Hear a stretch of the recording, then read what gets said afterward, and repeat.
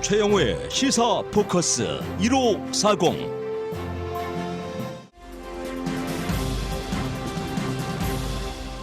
최영우의 시사 포커스 1540 2부는 LA에서 제일 맛있는 떡집, 각종 행사 및 맞춤 전문 서울 떡집 제공입니다. 네, 오늘은 박초롱 회장 그리고 정진철 대표 두 분 모시고 이야기를 나누고 있습니다. 문재인 대통령이 오는 26일에 헌법 개정안을 발의하겠다라는 뜻을 밝혔습니다. 6.13 지방선거일로부터 역사는 대통령의 마지막 60일 전 발의 시한인 26일인 만큼 그때까지는 다시 한번 국회의 합의를 기다려보고 합의가 안 될 경우에 개헌안을 발의하겠다라는 그런 의미인데요. 개헌 논의가 지지부진한 국회를 더욱 강하게 압박하는 카드를 쓰는 것으로 보이고 있습니다. 대통령 개헌안의 골자는 4년 연임 대통령제와 수도조항 신설, 기본권 조항의 손질 등입니다.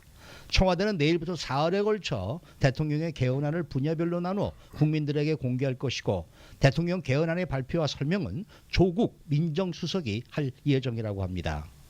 자유한국당은 6월 발의를 주장하면서 지방선거와 개헌 국민투표를 동시에 진행하는 것은 불가능하다라고 못 박았습니다.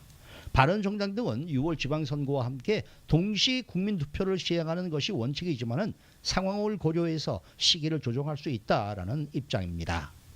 이렇게 문재인 대통령이 모든 것을 이렇게 속전속결로 해치우는 것은 역시 자기 인기가 높을 때 해치우겠다라는 의미가 아닐까 이런 생각이 드는데요. 어떻게들 보십니까? 전 그거보다는요. 네. 그 문재인 대통령이 취임한 이해 네. 그의 그 독재성을 계속 보여주는 것 같아요. 네. 독재성.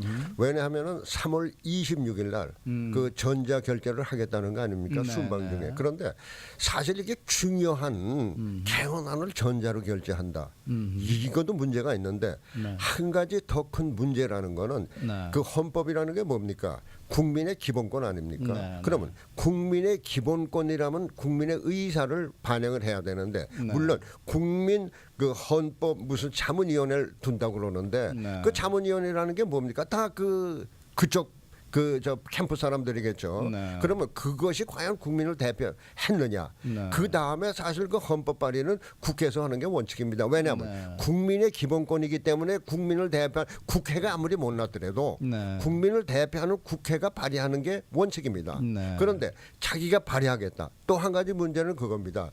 그 내용 중에 자유를 빼느냐 였느냐 해서 문제가 있지 않았습니까? 네, 네. 근데 이제 초점은 뭔가 하면은 대통령 제왕적 대통령 권력 분산됩니다. 네. 그런데 문재인 대통령은 그 후보 그 대선 후보 시절에 제왕적 대통령을 뜯어 고치겠다고 그랬습니다. 네. 그런데 지금 보면은 그건 그대로 살리고 오히려 강화하는 측면이 많습니다. 네. 그래서 그 자태도 잘못된다다가 그 3월 26일 날 결제하겠다 잘못인데 야당도 잘못이 있습니다. 네. 이 개헌안이 나왔을 때 야당이 또 말입니다. 미리 그 개헌안에 대한 그 청사진을 만들어가지고 대응을 했어야 되는데 1년 동안 미적미적했습니다. 네. 그 저 발목이나 잡고 그러다가 지금 발등에 불이 떨어지니까 그 하나의 그 초안을 만들었어요. 네. 자유한국당에서. 그럼 자유한국당에도 문제가 있습니다. 그런데 이번에 그 문재인 대통령이 발의를 해서 국회에 넘겨도 그 저 통과는 안 됩니다. 네. 왜냐하면 이미 자유한국당이 반대를 하고 있고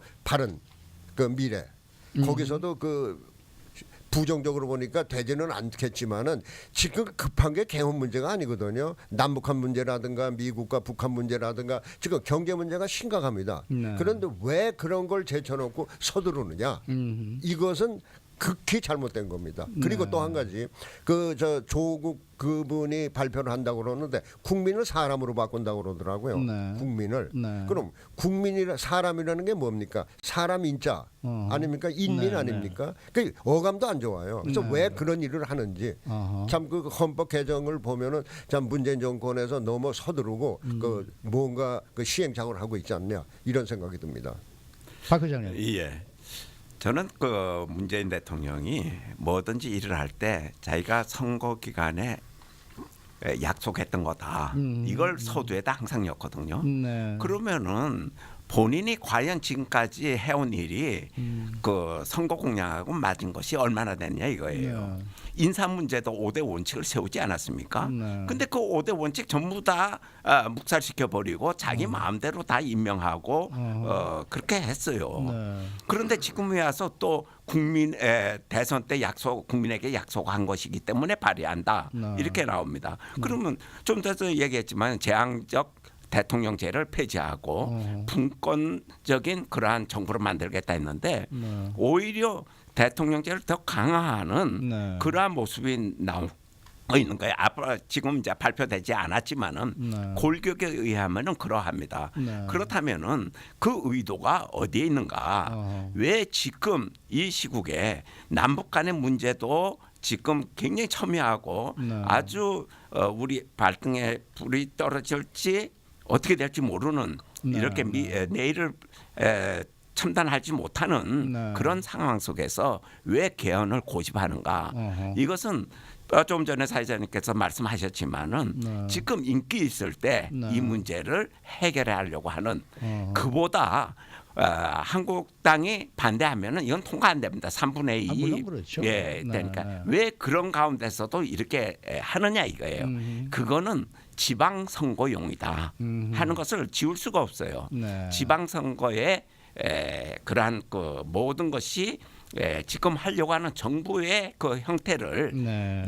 야당이 사사건건에 발목을 잡는다. 네. 그러니 우리 여당에게 더 힘을 실어줘야 되고 네. 앞으로 이러한 계획에 있어서 네. 우리의 그 정부의 그 하는 일에 대해서 국민 네. 모두가 적극적으로 참여해 줘야 된다는 그러한 그 메시지가 강력하게 담겨 있기 때문에 네. 더 그러지 않았나 하는 생각이 들고 지금 그 한국당에서 주장하는 분권 내각 책임제라든가 이런 문제 있잖아요. 네. 지금 가만히 문재인 정부를 돌이켜 보면은 네. 지금 국무총리가 누굽니까? 어허. 저는 이름조차 금방금방 생각나지 않을 정도로 네. 국무총리가 하는 일이 없어요. 네. 지금 저 남미에 가 계십니다. 네. 지금 뭐 네. 대북 특사 문제라든지 남북한의 문제라든지 네. 어떠한 문제 정부 그 안에서의 예무부 장관이 해야 될 내각에서 해야 될 그런 문제들 이것은 흔적조차 없고 네. 청와대만이 있는 현실이에요. 네. 청와대에서 이번에 그 뭐예요? 남북 회담 그 준비위원장이 누굽니까? 임종석 비서실장 아닙니까? 네. 또 헌법 이것도 걔네 누굽니까? 조국 네. 민정수석이에요. 네. 청와대 안에서 모든 정책과 나라 살림을 지금 도맡아서 진행하고 있는 거예요. 이런 나라가 세상에 어디에 있습니까? 네. 외교는 예무부 장관이 나서서 해야 되고 국정원장은 나라의 정보, 그 안보 문제라든가 이런 것을 해나가야 되는데 국정원장이 딱 주적인 북한에 가가지고 김정일 앞에서 조아리고 앉아 있고 네. 김영철이가 내려오니까 그 앞에서 밤새도록 술이나 마시고 있고 이 나라가 지금 어떻게 되어가는지 술 지금 마신다는 얘기는 정확한 얘기입니까? 담배 피웠다는 네. 얘기고 네. 그런 거. 그거는 제가 정확한 정확한 얘기만 다음에 폈다가 아니라 정확한 흡연을 얘기만 하셨습니다. 해주세요. 그랬습니다. 흡연을 하셨습니다. 네, 네. 그거서 제가 말을 좀 잘못했습니다. 네. 정정합니다. 네. 흡연을 했다든지 네. 이런 문제 정말 그 사람들의 모든 행적에 대해서 하나씩 파헤쳐서 국가 안보에 그러한 힘이 되어주고 그러한 틀을 쌓아가야 될 알겠습니다. 그런 정보기관에서 정말 같이 그렇게 있다는 것은 거기에 또 대표성을 발휘해서 나간다는 것은 여러 가지 그 문제가 있지 않는가. 그러면은 참. 이거 한 가지만 여쭤볼게요. 개헌은 해야 된다는 데는 동의하시죠? 개헌은 해야 되지만은 국민의 대표인 네. 국회에서 네. 모든 것을 풀어놓고 네. 민의를 청취하면서 네. 그것을 갖다가 연구하고 거기에서 집합체를 만들어서 네. 하나의 좋은 그런 개헌안이 돼야지. 네. 그냥 정부 시책에 맞는 것을 갖다 얼렁뚱땅 이것을 놓고 국민에게 묻겠다는 발상 자체가 이건 완전히 의회 민주주의를 네. 묵살하는 것이 아닌가. 정부가 발의하는 개헌안에 대해서는 네. 그러니까 그 문재인 네. 그 더불어민주당 사이드에 캠프의 그 유력한 전 의원들도 반대를 합니다. 문희상 저 유근태 전 의원도 정부가 네. 개헌안을 발의하는 거는 바람직하지 않다. 네. 국회가 개헌안을 발의해야 된다라고 이야기를 하고 있습니다. 네. 그러니까 그 문재인 그 정권에서 이번 개헌안을 서두르는 거에 대해서는 네. 그 역풍을 맞을 수도 있어요. 그러니까 지금 뭐 아까 말씀하신 대로 이번에 발의안을 낸다고 해서 안 정부가 됩니다. 이거는 뭐 통과가 될 수가 없는 거기 때문에 이건 어떤 다른 목적이 있는데 그 목적은 바로 지방선거다 지금 그 말씀이시네요. 예, 바로 그런 네. 의도가 아닌가. 그러니까 이런 측면도 있습니다. 그 정부가 개헌안을 해가지고 발표를 하지 않습니까? 네. 그러면 그거를 나름대로 네. 그야말로 그 문정권을 지지하는 사이드에 네. 그 지지를 어느 정도 받겠느냐 네. 이런 것도 있을 수가 있어요. 개헌안을 정부 개헌안을 발표하지 않습니까? 네. 그래놓고 그거에 대해서 여론조사를 할 수도 있습니다. 여론조사를 저는 해야 된다고 그렇죠. 봅니다. 그렇게 돼서 그 가늠할 수도 있는 거죠. 네. 과연 그 지금 문재인 정권의 개헌안에 대해서 어느 정도 국민들이 저 지지를 하는 있는가? 네. 그러면 네. 우리 편이 얼마나 되나? 이런 네. 것도 가늠할 수 있는 그런 아마 전략적인 그 요소도 있을 겁니다. 네, 네. 잠시 전하는 말씀 듣고 돌아옵니다.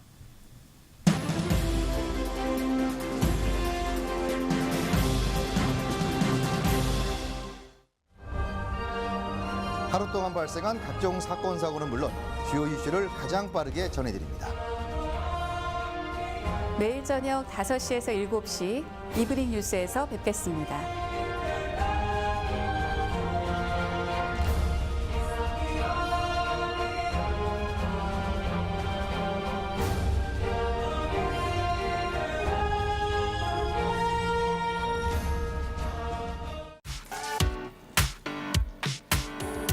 세리토스에 위치한 한국 전통 횟집 나비야. 싱싱함이 살아있습니다.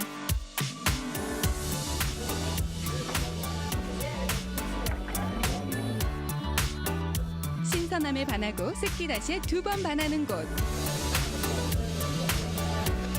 정성 가득, 맛 가득, 스키다시가 한 상 가득. 스키다시를 포함한 모든 메뉴 투표도 가능합니다. 사수엔 놀워 코너 세리토스 나비야 562-202-9430 예민한 우리의 눈 아무 안약이나 넣어도 될까요? 노케미칼, 노방부제, 세계 최초 100% 천연 성분으로 만든 안약 퓨리톤. 강력한 원적 개선이 세포 깊숙이 침투해 활력을 불어넣고 세포와 기관을 재생시켜 백내장 비문증 등 각종 눈 질환의 근본을 치료하는 퓨리톤. 어린아이부터 노약자, 임산부도 걱정 없이 사용할 수 있습니다. 피부 가려움증, 아토피형 피부 보호제 등 자매품도 있습니다.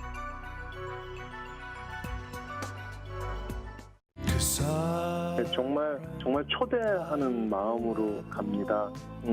제가 초대한 자리를 그냥 흔쾌히 받아주신다면 여러분과 저하고 지금 음악으로 소통하는 시간 한번 만들어 보겠습니다. 최선을 다해서 준비해서 갈게요. M프로덕션과 라디오 코리아가 함께하는 2018 띄어러 이문세 LA 공연은 오는 3월 30일 금요일 저녁 7시 30분 마이크로소프트 극장에서 펼쳐지며 입장권은 AXS.com 또는 라디오 코리아 한남체인 전 지점에서 구입할 수 있으며 문의 M프로덕션 213-637-0111 라디오 코리아 213-487-1300 신기환을 아십니까? 천연 약재를 특별한 발효 공법으로 제조하여 약성이 높고 흡수가 빠르며 체질에 관계없이 누구나 효과를 볼 수 있습니다. 신장의 기운을 되살려 남성들을 다시 세워줄 정말 신기한 신기환. 여성분들 면역력 강화, 갱년기 극복에도 탁월한 신기환. 이제 남성들이여 다시 일어나고 여성들이여 갱년기에서 벗어나자. 최영호의 시사 포커스 1540 2부는 LA에서 제일 맛있는 떡집, 각종 행사 및 맞춤 전문 서울 떡집 제공입니다. 네, 오늘은 정진철 대표, 박초롱 회장 두 분 모시고 이야기를 나누고 있습니다. 홍준표 자유한국당 대표는 아직도 박근혜 미망에 갇혀 보수 우파 분열을 획책하는 일부 극우의 준동에 좌파만 미소를 짓고 있다라면서 박근혜 책임론도 국민의 선택이니 받아들이고 신보수주의로 거듭나는 한국당의 기체 아래 뭉쳐야 한다고 말을 했습니다. 그런가 하면 조선일보는 이런 보도를 했어요. 지금 한국에서 지난 3일절에 이 태극기 집회가 열렸는데 무려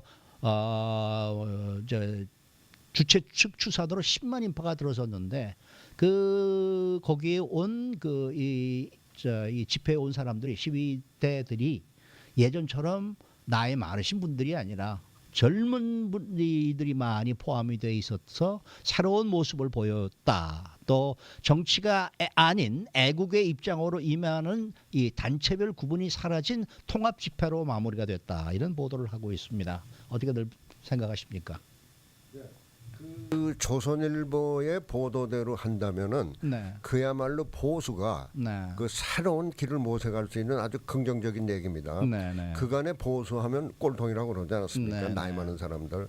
근데 그 젊은 사람들이 하나의 애국 또 다른 목적으로 모였다 하면은 그런 게 있을 거예요. 사실 그간에 그 가장 그 한국 젊은 사람들의 문제는 취업 문제입니다. 네. 근데 지금 취업이 그 신통치가 않지 않습니까? 네, 네. 그리고 뭔가 그 젊은 사람들이 희망을 줄 수 있는 청사진은 많이 폈는데 실제로 되는 게 없어요. 네. 그러니까 그것이 자칫 그 반문 그 반문 하나의 그 촛불처럼 네. 태극기 바람으로 일어날 수가 있는데 그 이제 그 한 가지 그 홍준표 의원이 아까 지적한 대로 아직도 그 박근혜 그 미망에 사로잡혀서 극우 보수 네. 극우 보수라는 거는 박근혜 그 전 대통령의 탄핵 무효라고 주장하는 그 네, 나이 많은 네, 사람들을 지적하는 걸 네, 겁니다. 네, 그런데 여기서 이제 문제가 있는 게 그 보수의 문제점이 그겁니다.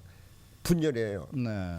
미국서도 그래요. 그 어떤 뭐 3.1절에 그 문재인 그 정권을 타도하는 모임을 하면요, 시위를 하면은 나는 저 단체가 나가니까 안 나간다 이런 식이에요. 네. 보수가 뭉치질 못합니다. 네. 그런데 자칫 우선 태극기의 물결이 일어났던 거는 좌우지간 박근혜 전 대통령의 탄핵을 반대해서 일어난 거 아닙니까? 네. 그러니까 그런 세력을 극우 보수가 그 보수를 쪼개려는 그런 식으로 홍준표 대표가 매도해서는 안 되죠. 네. 그것도 같이 받아들이고 네. 뭔가 하나의 그 집회, 시위라는 건 목적이 있어야 됩니다. 네. 그 애국이라는 거는 막연하지 않습니까? 무슨 네. 애국입니까? 네, 네. 하지만 박근혜 그 탄핵, 무효, 석방이라는 거 하나의 뚜렷한 목적이 있는 거예요. 네. 그러니까 그것을 목적으로 세워놓고 부수적으로 거기에서 그 애국 이런 문제를 갖다 결부시키는 게 옳지.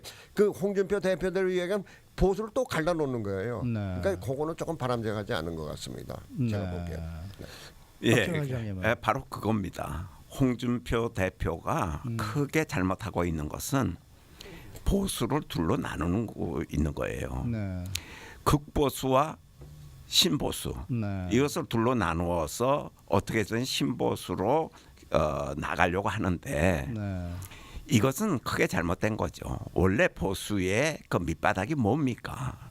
보수의 밑바닥이 보수라는 기치열에서 신 그다음에 뭐 진 이것을 떠나서 네.